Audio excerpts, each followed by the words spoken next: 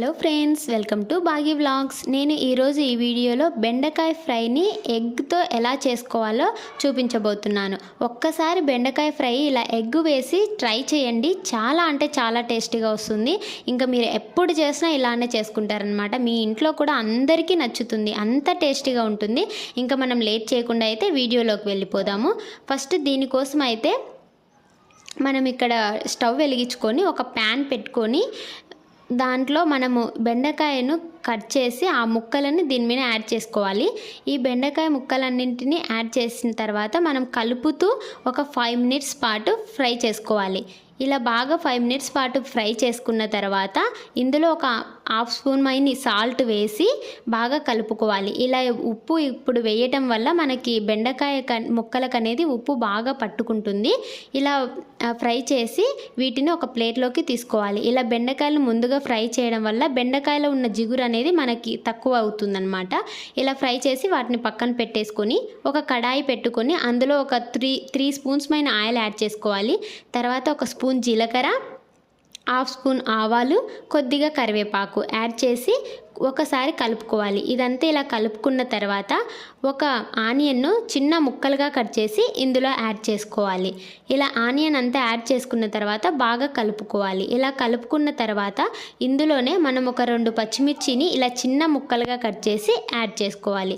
వీటన్నింటిని బాగా కలుపుకొని కొద్దిగా ఫ్రై చేసిన తర్వాత ఇందులో ఒక స్పూన్ మైని అల్లం వెల్లుల్లి పేస్ట్ యాడ్ చేసి బాగా కలుపుకోవాలి. ఇప్పుడు ఈ అల్లం వెల్లుల్లి పేస్ట్ ఆనియన్ అంతా బాగా ఉడికేదాకా మనము కలుపుతూ ఫ్రై చేసుకోవాలి. తర్వాత ఇదంతా ఉడికిన తర్వాత మనం ఇందులోనే ఒక టమోటాను చిన్న ముక్కలుగా కట్ చేసి యాడ్ చేసుకోవాలి. ఇప్పుడు ఈ టమోటా అంతా మెత్తబడేదాకా కలుపుతూ మనం ఫ్రై చేసుకోవాలి. ఈ టమోటా మెత్తబడిన తర్వాత ఇందులోనే మనము ఒక 1/2 స్పూన్ పసుపు ఇంకా హాఫ్ స్పూన్ సాల్ట్ వేసుకొని బాగా కలుపుకోవాలి. ఇలా బాగా కలుపుకున్న తర్వాత మనం ఇందులో ఒక స్పూన్ కారము, ఇంకా ఒక స్పూన్ మైని ధనియా పౌడరు, ఇంకా హాఫ్ స్పూన్ మైని జీరా పౌడర్, జీలకర్ర పొడి వేసుకొని బాగా కలుపుకోవాలి. ఇదంతా బాగా కలుపుకున్న తర్వాత ఈ మసాలా మాడిపోకుండా ఒక 5 మినిట్స్ పాటు సిమ్లో పెట్టుకొని బాగా కలుపుతూ ఫ్రై చేసుకోవాలి. తర్వాత మనము ఎగ్స్ను యాడ్ చేసుకోవాలి. ఇక్కడ నేనైతే 4 ఎగ్స్ తీసుకుంటున్నాను.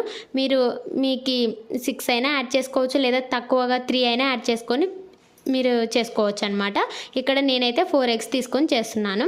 ఇలా ఎగ్స్ని యాడ్ చేసిన తర్వాత ఇది బాగా కలుపుతూ పొడి పొడిగా వచ్చేదాకా మనము కలుపుకుంటూ ఫ్రై చేసుకోవాలన్నమాట.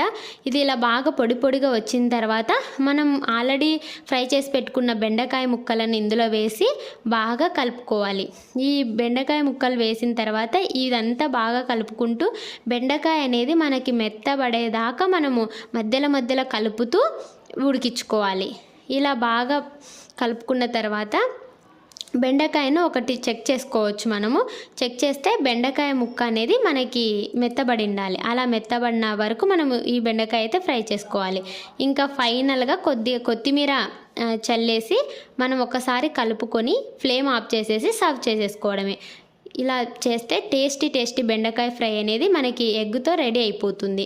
ఒక్కసారి ఈ వేలో ట్రై చేయండి. మీకు ఎలా వచ్చిందో కామెంట్ చేయడం మాత్రం మర్చిపోకండి. అలాగే ఈ వీడియో మీకు నచ్చినట్లయితే లైక్ చేసి షేర్ చేయండి. సబ్స్క్రైబ్ చేసుకోవడం మాత్రం మర్చిపోకండి. ప్లీజ్ మీ సపోర్ట్ నాకు అందించండి. Thank you for watching Bagi vlogs.